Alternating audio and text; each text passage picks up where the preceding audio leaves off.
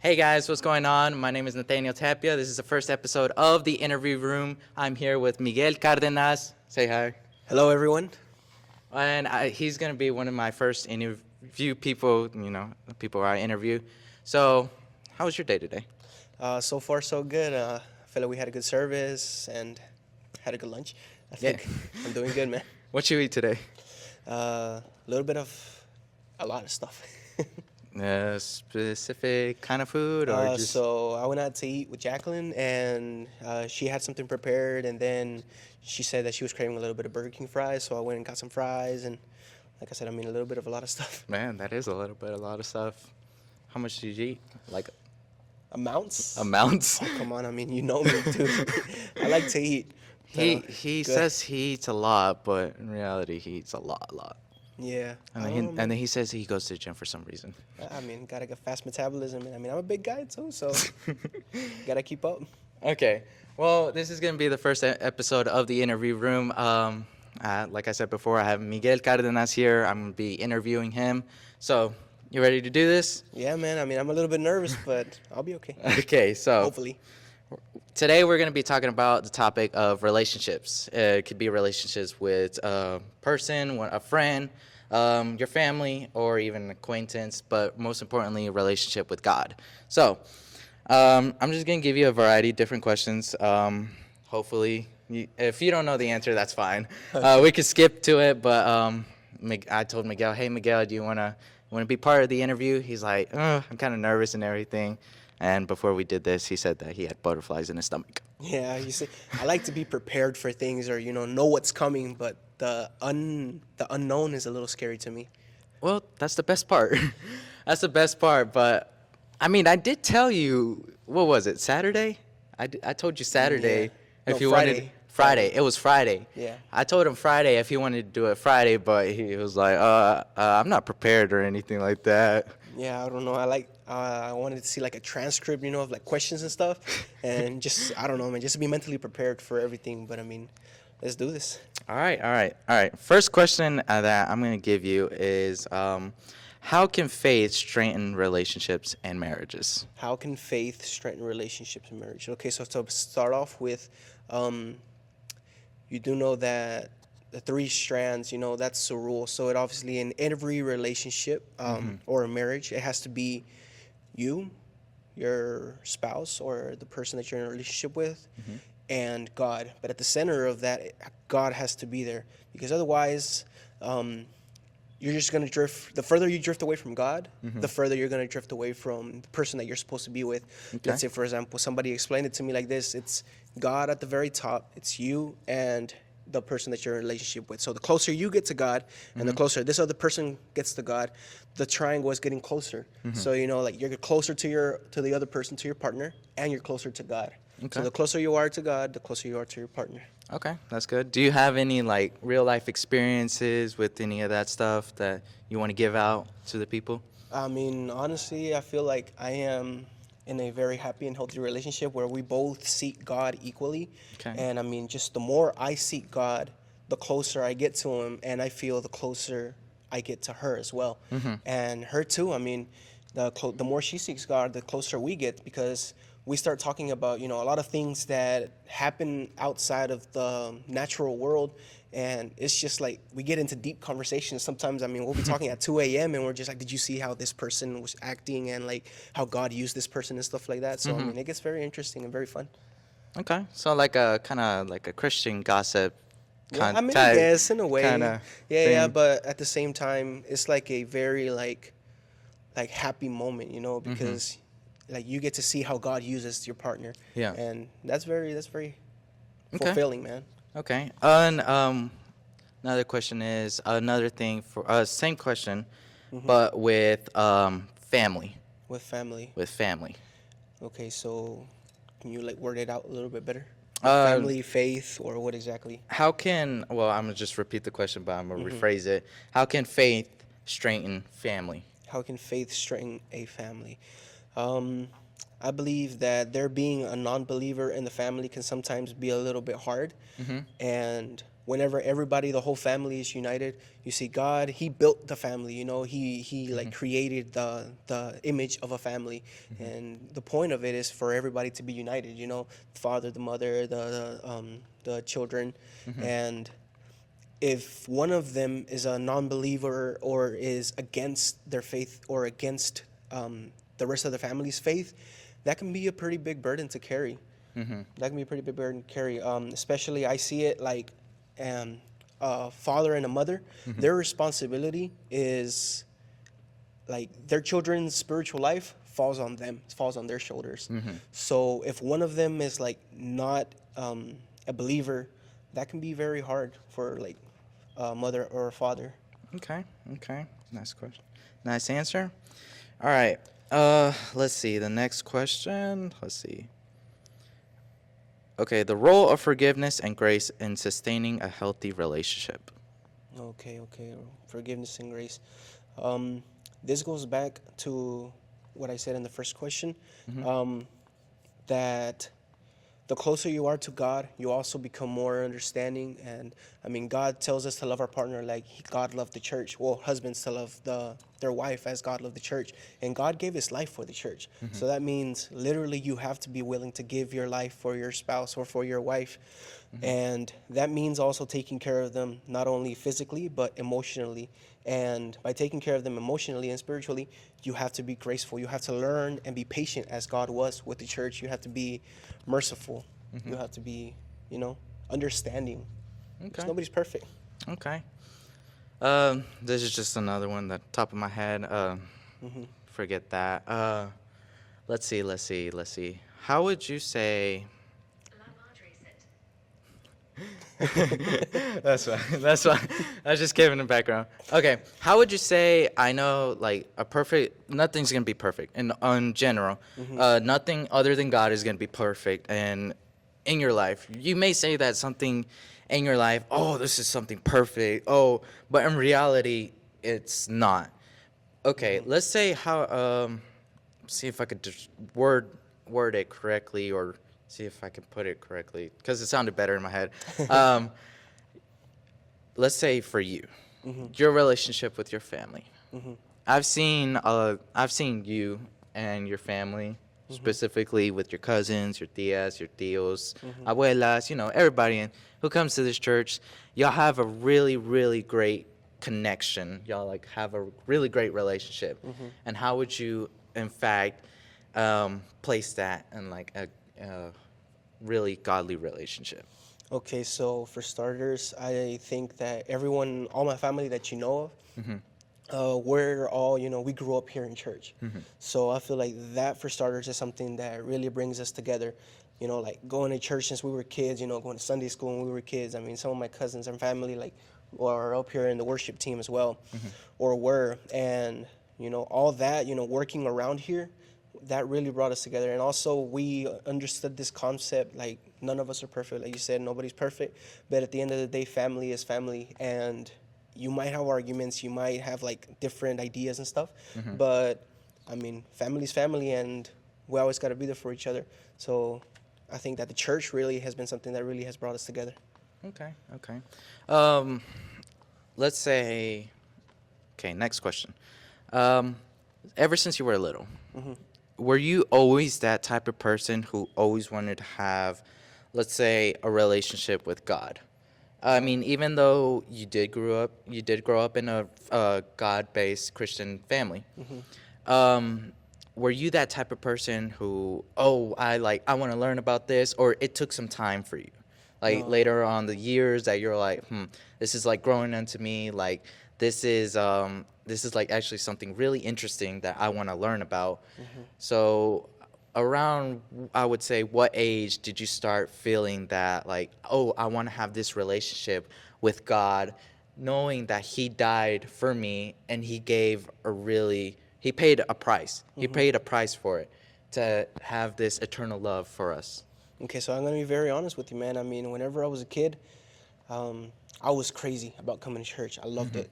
And then there came a time whenever I was like a teenager, like a young teenager, man, that I really didn't want to come to church. I wanted nothing to do with God or with the church.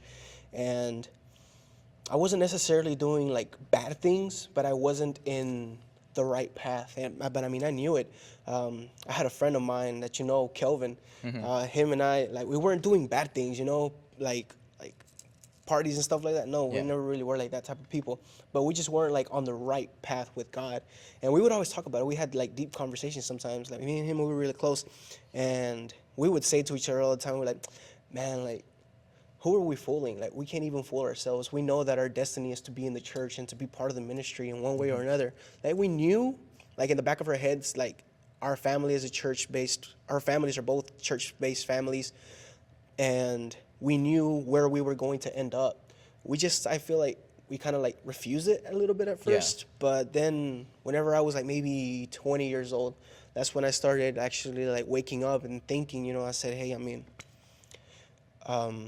I know what I want to do and I know who I want to be, so I have to do better. And to do better means to get closer to God. I mean, you can't be good without God. Yes. So, another one. You're what? 25? 23. 23? Dang. Yeah. Dang. You're 23. I thought you were 25. No. Dang, I should have waited to give you that Captain America shield at 25. Yeah, man. Okay. So you're 23. You say that you're around 20 that you started giving your life to Christ. Yeah, I mean, I was like already like playing up here and everything, Yeah, and I mean, yeah. I wasn't doing like bad things like I said, but I knew in my heart that I wasn't like giving my full 100% to God. And around that age, that's when I was like, you know what, God, I devote myself completely to you. Like, you take control. Like you, your eyes were opened up, basically. Yeah, Yeah, your yeah. eyes were basically opened up. Yeah, and that's when I just decided to actually have a relationship with God. I knew who God was, but I just didn't have a relationship with him. Let's see. Another thing is advice to the people who are watching this. People who live two different lives. Two different lives. Let's say, for instance, I'm gonna give an example: a Christian guy or a Christian woman, whoever. They live half of their life live in the world, and then half of their life like here worshiping. What is something that you could like give advice about that little topic right there? It'll catch up to you, man. Yeah. I mean, living a one-sided life is hard enough, but living a double-sided life, that's even harder. I mean, I know people who, they come to church, they clap, they sing, they raise their hands, they pray, and then whenever they go home, they're a completely different person. And I mean, I see them struggle because whenever they're outside of the church, the people who aren't from the church, they don't even know that they're Christian, or that they come to church, or that they call themselves Christian. Yeah. And you see, in order to be like actually saved, there has to be a change. There has to be a change in your mind and in your heart and in your soul. Like, you're a completely different person. That's what a lot of people don't understand. They think that they can come to church and say, okay, give their life to Christ, and then go home and everything goes back to normal. Yeah. But it's not like that. I mean, having an actual relationship with God means change. Okay. That's the answer I'm going to settle with for now. Okay. Let's see. Top of my head, got another question. All right. So, you're in a relationship right now, right? Correct. How long have y'all been going out? We have been going out for, geez, man, you got me. It's been No que no sabes todos los days y todo. April, May. Yeah, I didn't have a calendar recently. A year and 7 months. A year and 7 months? Yeah, man. Really? A year and 7 months. Year and 7 months. Yeah, I think I'm right. Yeah, we started May the 2nd of 2022. Really? Yeah. But Dude, I mean, already? yeah, it feels like forever because we've been working together in the ministry, since 2020. That's and true. I mean, we always kept boundaries and everything, but I mean, it wasn't really until 2022 when we actually started talking and getting closer together. But Okay. yeah. Now we're gonna go into the topic. How long did it take you to, start getting close to your partner? To your girlfriend, which is what, fiance now? Yeah, fiance now. Okay. A year and 7 months, and now fiance. And how long did it take you to get the courage, I would say, to go up and tell her, hey, like, let's say, hey, you want to like go out to eat or something like that, and then y'all started going out, and then y'all started realizing like, okay, we need to set like some boundaries. We need to, okay, this is what we're gonna do. We're not gonna do any like crazy stuff. We're gonna go to church together. We're gonna go worship together. No matter what, we're always gonna put God in our heart, number one, in this relationship. Okay, so me and her, we would always have like a constant communication because of the ministry and the youth. So we would talk on the phone every once in a while. Like, you know, we never like had nothing personal. And I think it was until February of 2022 where we started like, you know, I like asked her to hang out like Yeah. several times. I asked her to hang out, to be specific, 7 times. She always reminds me that I asked her out 7 times and she refused, man, 7 times. dude. 7 times. 7 times. And we didn't hang out up until the time that we did hang out, she asked me to hang out. So I'm always going to take credit for that one time. The first time we hung out, she asked me out.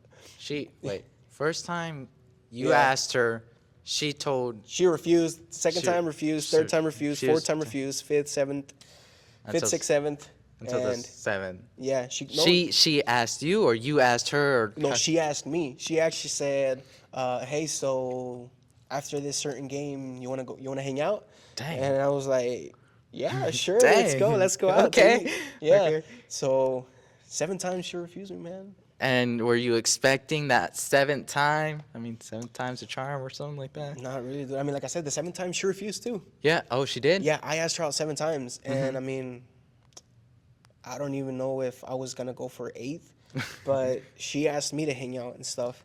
But yeah, man, it was 7 times that she refused me.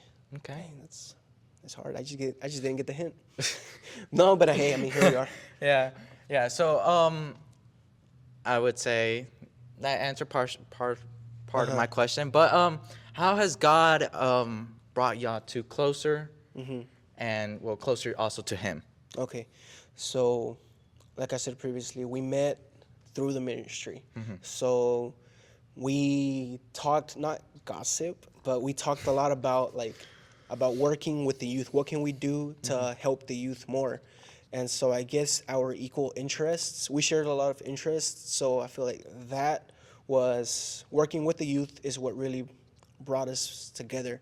And that's how, the more I saw like how passionate she was about like helping people and how serious she was about her relationship with God, that to me, that's what got me, man. Because I was like, I know what I want in my life, and I know what I bring to the table, and I wanted somebody. The Bible talks about equal yokes. So in 2nd book of Corinthians chapter 6, so being with someone who I know that has or is carrying an equal yoke as me, that was something that really caught my attention and that I really liked in her. Okay. Now, were there some things that you had to change for her? Light went out? Oh, yes, of course, man. I mean, nobody's perfect, and we both have changed certain small things that in order for us to work. And I mean, for example, she's a very like strong, willing, and independent woman, and so she's really used to that. So she wasn't used to like, you know, like a man opening the door for her or like somebody bringing her flowers. You know, she wasn't used to none of that stuff. Like, she was very, very independent, and I mean, she is a very strong woman, and you know, I admire her a lot. But a lot of times I'm just like, hey, let me help you. You don't have to carry this by yourself. Or like, it's hard for her to like receive help, and she's really not used to that. And I mean, me too, because I mean, being in a Christian-based relationship, you know, like, you have to like try to be like there for her at 100%, and you have to understand, like I said, also the man's job in a relationship is you're the priest. So it's like not only your kids' spiritual life falls on you, but her spiritual life falls on you too. So at the end of the day, whenever we're up there in Judgment Day, God's gonna ask you, okay, I give you a wife, I give you children. How did you take care of them spiritually? So I have to work on that, you know. I mean, I don't have like my family yet, but I'm preparing for that, man, and it's kind of scary. Yeah. Let's hope. Yeah. Yeah, because isn't there a verse in the Bible where it says that you got to teach your kids that you have the Word of God. Um, there's also like that you. I wouldn't say I would say hit, but like para que To ellos correct them. entiendan. Sí, yeah, Yeah. correct. To correct them in the Bible. There's a verse about that. Is that also like part of like also of a healthy relationship? Yes, of course, of course. It's I know what verse you're talking about. It just really slipped my mind. I don't remember the exact scripture, but yeah, the father who loves his son, if I'm not mistaken, corrects him, and yeah, I mean that's also something that we talked about. Like, how are we gonna raise our kids? You know, I believe since the very beginning, Jackie and I, we talked about everything, all the important stuff, man. I mean, the way, if we wanted kids, the way we were gonna raise them, about ministry. I mean, so many things, man. We talked about all the hard things at the very beginning, because imagine you're in a relationship like 5 years in, and you're like, hey, so what would you like to name our kids? And you're like, and the other person's like, I don't want to have kids. I mean, you've lost 5 years. And I mean, that's not something that you're going to be happy with, you know, later on. I mean, it's not just something that you can be like, oh, okay, that's fine. I don't want kids either. Like that's not something small, you know, that's a very big thing. So we talked about all that since the very beginning. And yeah, I mean, we talked about how we're going to correct our kids, and I mean, certain punishments and stuff, you know, for certain actions. I mean, we're going to learn as we go, but I mean, it doesn't hurt to talk about it and try to, you know, find an understanding beforehand, before it actually starts.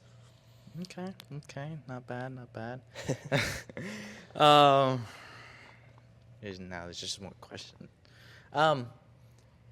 Nowadays in relationship, I've seen this a lot. Nowadays in relationship, I have from what I've seen is, I wouldn't say the females, I would say also the males be part of this. But nowadays in this relationship, this generation that we're in, I would say my generation, obviously. My generation, there are people who will be asked them out. There are certain, like, they'll be like, oh no, you have like this red flag or something like that. And I'm not sure if you notice on like Instagram or TikTok where it's like, back in the day, datings were like, the dating life was easier because there was none of that stuff that's happening now, that, oh no, like, oh, it's such a like, it's so cringe or something like that. How would you say, in your perspective, dating has changed in, I would say, your generation from my generation now? From your generation, you're making me feel old there, man. You're what, 20? 19? I'm 18. 18, jeez. Dang.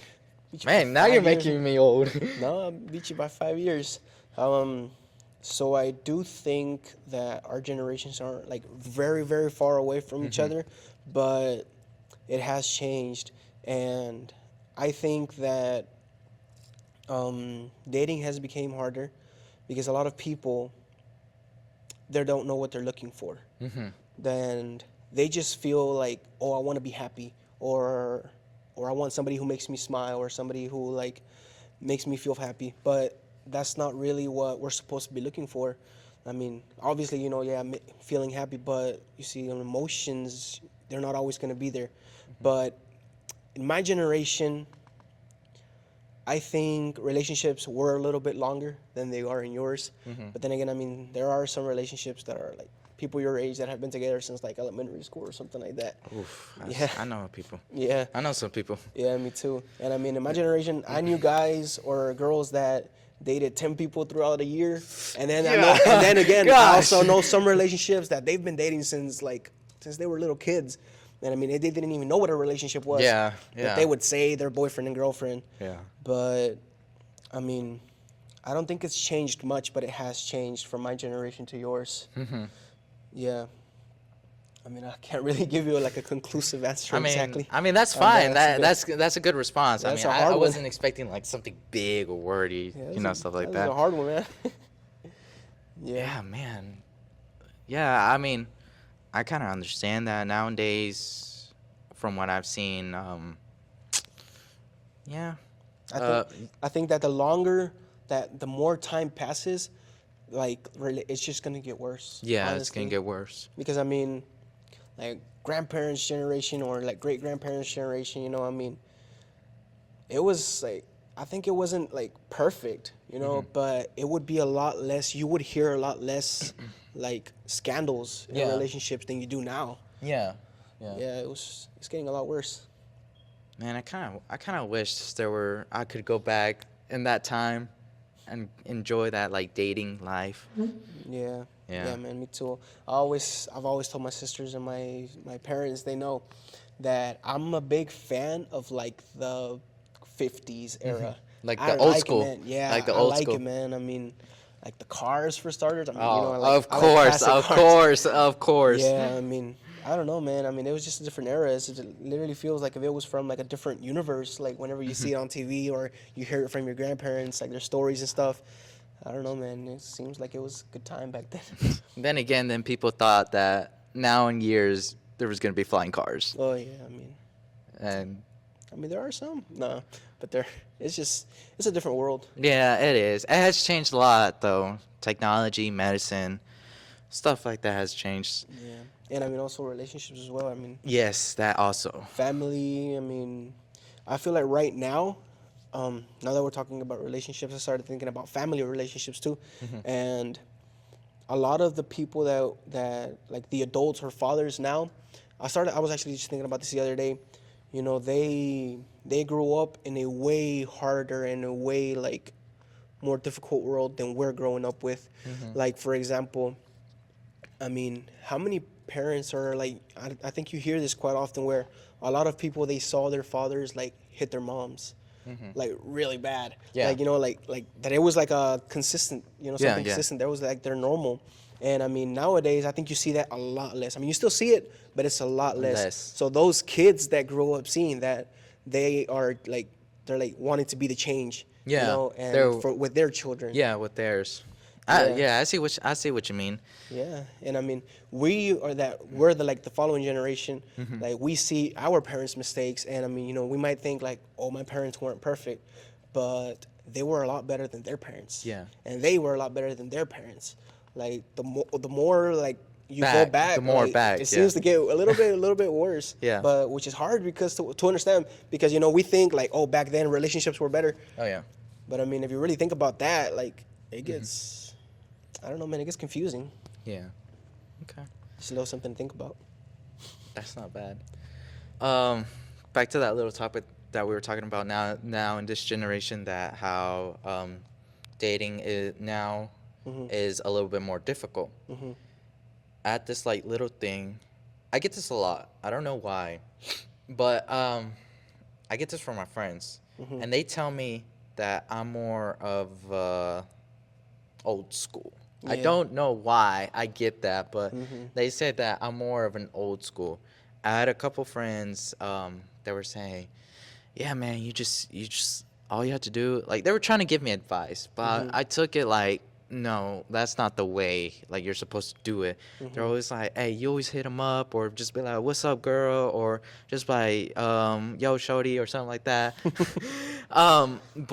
But what I'm saying is, I get this a lot from most of the people, that you're more of an old school. You're not like the rest of the other people. I got that a lot from even my coworkers from where I work. They're like, you're different. Like, you're different from this generation, like your generation, but like it's a good different. Like you were taught right, and by obviously your family. Your family, you hanged out probably with the right friends or something like that. Now the question I'm trying to ask here is, would you consider yourself an old school person? Definitely. But I see what you're saying. But what I think is different about us is not that we're old school. It's just that we see it from a Christian point of view. Like we know what we want and we know what we bring to the table. So we think a little bit more about relationships and stuff like that. You know, our generation, they're used to like Like just meeting up with somebody and, hey, do you like cookies? Yeah, I like cookies. All right, let's go out on a cookie date.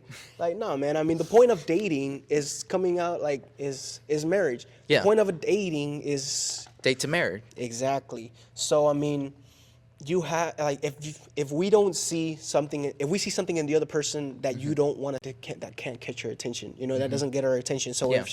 if she's someone who, like, let's say for example, like listens to bad music or cusses or something like that, honestly, that's not something that we as Christians see or want in our family. We like what, I don't want the mom of my kids to be cussing around my kids, Yeah. or like to come to church and then like be going home and like listen to like bad songs, stuff like that. Like, as I feel like we see it better from like a Christian point of view, and that's what's different about us. I mean, at least that's what I think is what is different about us, and that's a very big difference between us and them. Yeah. Okay. Now that you gave me like that response, it kind of gave me another question and an idea. How hard, or I wouldn't say how hard, but how difficult, in, like I said, your perspective, would it be as a Christian to be going out with a non-Christian? That goes actually back to that verse that I told you in 2 book of Corinthians, equally yoked. What that specific verse is referring to is talking about a Christian believer and a non-believer. You see, it's going to get hard, because if you get married to a non-believer, what are you going to teach your kids? They're non-believers, so they're going to say to their kids, oh, church isn't important, God isn't important.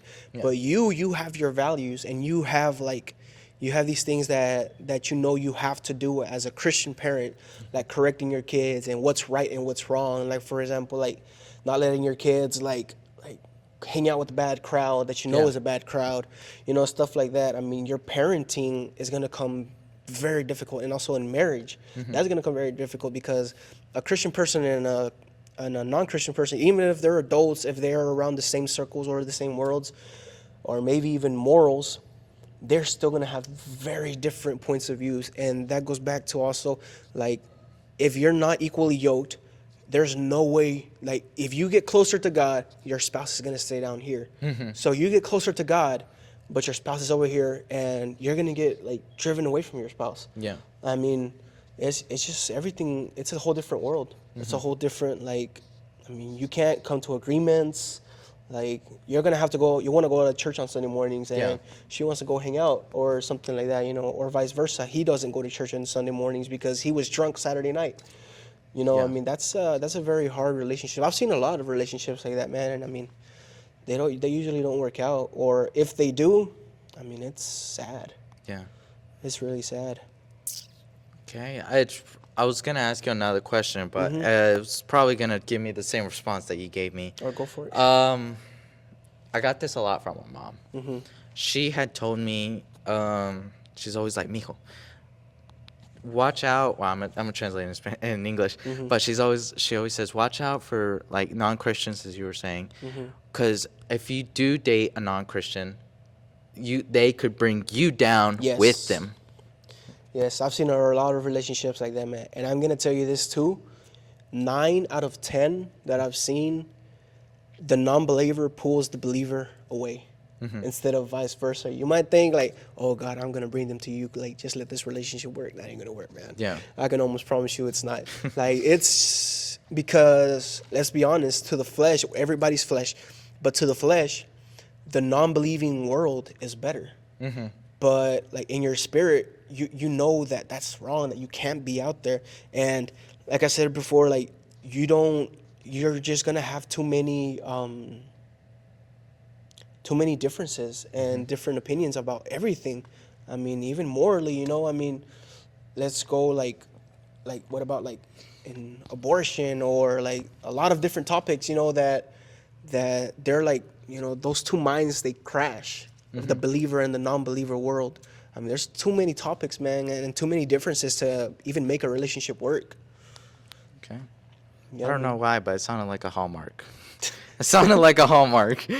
You know that every Hallmark movie, There's always that one girl who goes out of town, goes and Yep. meets my guy. Go to the small town. Go small town. And during the holidays, and the guy has a tree cutting business or something, or like a cookie business or a brownie business, or even a like shop or something like that. And she's a lawyer or a doctor who wants a promotion. And she has to move to the small town because obviously they need the help and stuff like that. yeah, man. And then they call her and tell her that she's gonna get a promotion. She comes back. She And then stays. she has to go back to the city because she doesn't, and she has to leave her love, and then Christmas morning she comes back. I want to be with you. Yeah. I'll make fun of my mom because she loves watching Hallmark movies. No, I always make I always make fun of her, and she'll be like, "Shut up and watch a movie." But yeah.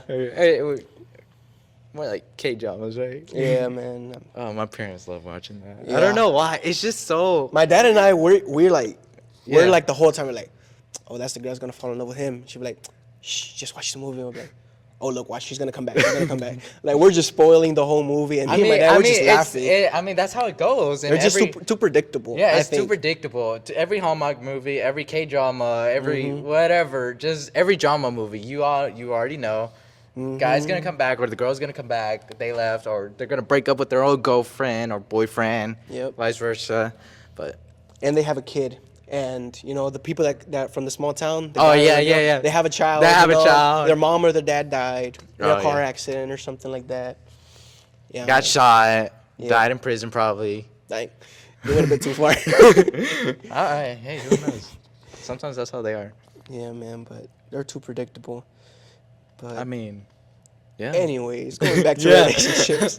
Hey, this is the point. That's the point of the whole thing. But yeah, I mean, it makes sense. It makes sense. It makes a lot of sense about everything. And yeah. I think the old school, man, it's just we know what we want and we know what we bring to the table. So You were treated right. So we can't settle for any less. And I mean, we think about the equally yoked side whenever we're looking for a partner. And by equally yoked, it doesn't just mean believer or non-believer. Even within believers, there are unequal yokes. Let's for say, like, the guy is a very hardworking person and the woman is not a very hardworking person. You know, that's an unequal yoke. If the guy is gonna have to carry everything around the house, like, that's not an equal yoke. You know, you have to look for someone who you know. A lot of people say this. I don't even know if it's true. I haven't read it personally, but they say that to find a partner that the Bible says, because I've never read it. Like I said, I've looked for it, but I haven't found it yet. You haven't found it. That it has to be somebody that you're willing to go to war with. And I agree with that, but I mean, I don't know if that's in the Bible or not. Is that Proverbs? I don't even know, man. I've heard, but I haven't read it yet. I've looked it Go up. to war with. I literally Hold looked it up. up before Let me look it up. but I couldn't find it. Go to war with. Go to Yeah. war. Bible verse. Wait, with partner, right? Yeah, or partner to go to war with. Oh, I found it. Yeah, there is. Oh, it's a song. This is a whole song. Like I said, man. I mean, I don't know. I haven't found it yet. Oh, okay. Deuteronomy 24:5. Now look up the verse, see if it's Okay. true. Yeah, let me Because- look it up. Yeah, a lot of times I found stuff on the internet and stuff, and then they would give a verse, and you go to the citation, and you're like, Yeah. that's nothing to do. Puros mentiras. Mm-hmm. What did I say? 24:5. 24:5. Okay. A newly married man must not be drafted into the army or be given any other official responsibilities. He must be free to spend 1 year at home, bringing happiness to the wife he has married. That it? No. Oh, that's not it. No, I'm telling you, man. I mean, sometimes you'll find verses like on the internet, and then you go to the actual scripture, and you're like, this has nothing to do with what that said. There's another one, Colossians 3:13. Bear with each other and forgive one another. If any of you has a grievance against someone, forgive as the Lord forgave you. No. But you see, that doesn't say anything about going to war. But anyways, Wait, waging war for your marriage? no. Like that whenever it comes to picking a partner, that you have to pick for someone who you are willing to go to war with. Oh, I think I know what you're talking about, but I don't. I've never found the actual like verse for that quote, or a quote unquote quote, but I do agree with it that because you are going to war, and you see the thing is the devil doesn't want you to be married. The devil doesn't want you to be happy. Yeah. Because you're following the design that God created. If you do get married with Yeah. the good and with the right person, or with a godly person, Yeah. and it says.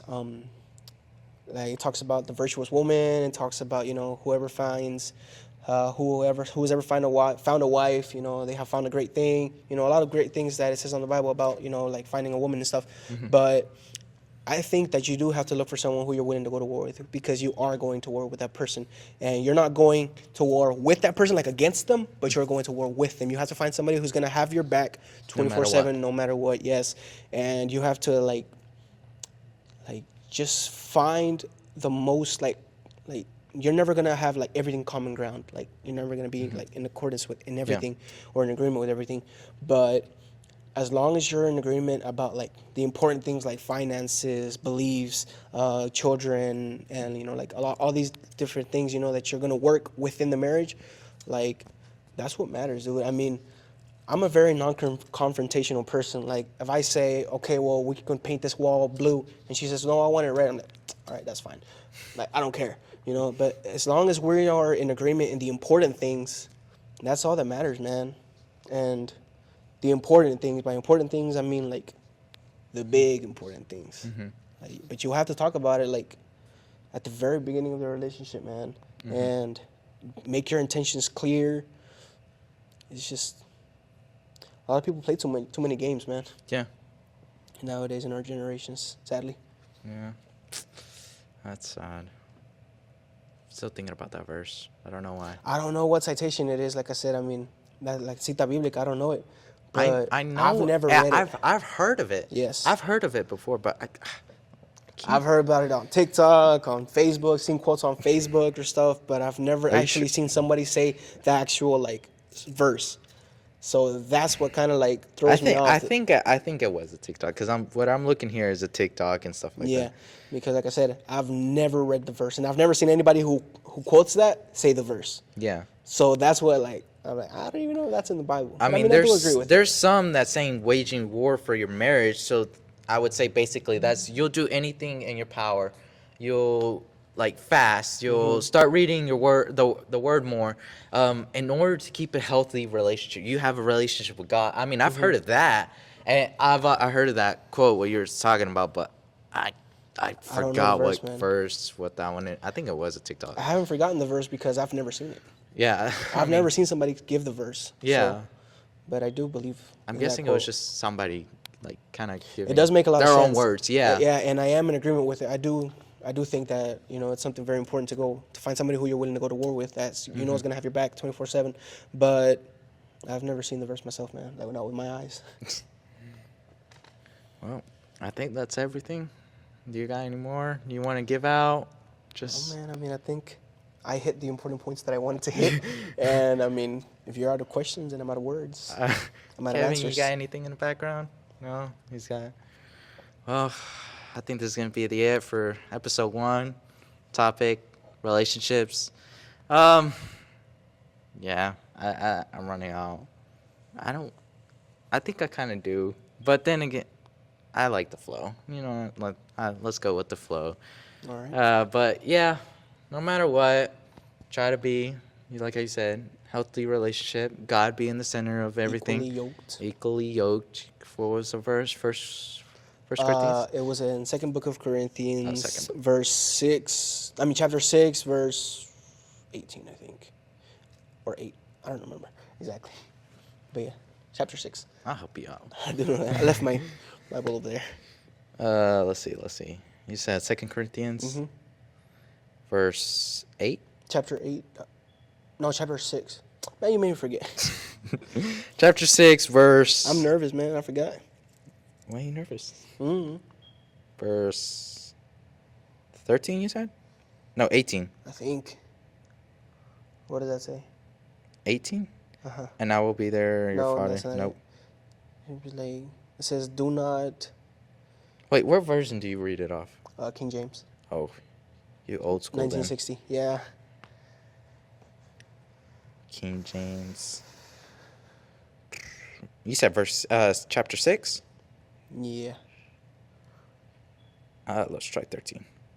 No, Oh, no. I found it. What is it? It's 14. 6 verse 14. I'm going to read on. Oh, okay. New Living Translation. Okay. It says, don't team up with those who are unbelievers. How can righteousness be a partner with wickedness? How can light live with darkness? You see, that's why it's important to like the versions is very important. All right, let's Like, do it says the equally ESV. yoked. Let's do ESV. Okay. It says, do not be unequally yoked as with unbelievers, for what partnership has righteousness with lawlessness? Mm-hmm.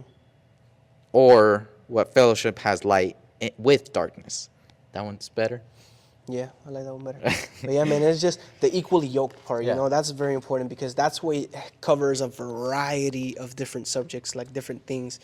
Like, por ejemplo, eso que te digo, like the finances. Like, what if the woman is the breadwinner or a very big breadwinner, and then the guy, he doesn't want a job or he doesn't want to like you know, like have nothing to do with like make money or nothing. Like he just wants to stay home and play video games. Like even if he's a believer, like, you know, that ain't gonna work. You know, you gotta think about everything, all those things. Like for example, if one wants to live in the big city and the other one wants to live in a small town, because if the one that wants to live in the big city stays in a small town, he's not gonna be happy, and the one that's in a small town, he's not gonna be happy in the big city. So, by equally yoked, it covers a lot of different things. Covers a lot of different things, like emotional baggage. I mean, medical history. Like you have to think about that. Like I'm a healthy, strong person, and what if your partner is like, I mean no offense to nobody or nothing, you know, but what if they're like not taking care of their health and, you know, they don't work out, they don't do any physical activity, and like, are you really willing to take care of a 500 or 600 pound person for the rest of your life? Or you think you're gonna be happy with that, you know? Or if that other person, like, I'm not trying to like say like that it's wrong or that to not value anybody, but you have to understand that you have to be happy in your relationship, and you have to like, that's what like marriage is for good, you know, it's till death do us part, man.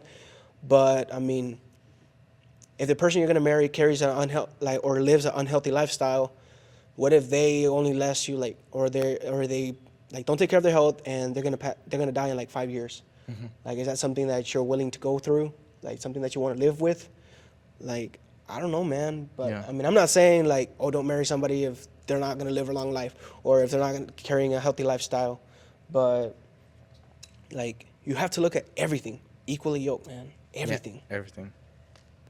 Okay, well, I guess that settles everything.